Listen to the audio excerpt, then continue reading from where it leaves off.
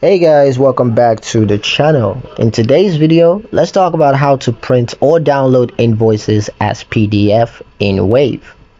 If you need to keep a hard copy or send a physical invoice, here's how to download or print. From the invoice page, you want to locate and open the invoice that you want to print or download.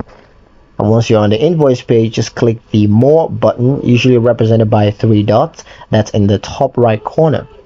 From the drop-down menu, you're going to select Download PDF. The system will then generate a PDF file of the invoice, which you can then save to your computer.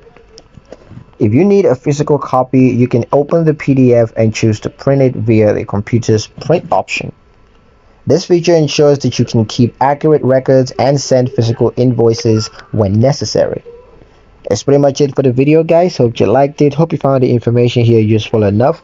If you did, like the video, comment down below, let me know what you thought. Share the video with your friends and subscribe to the channel if you haven't done so already, and I'll see you in the next one.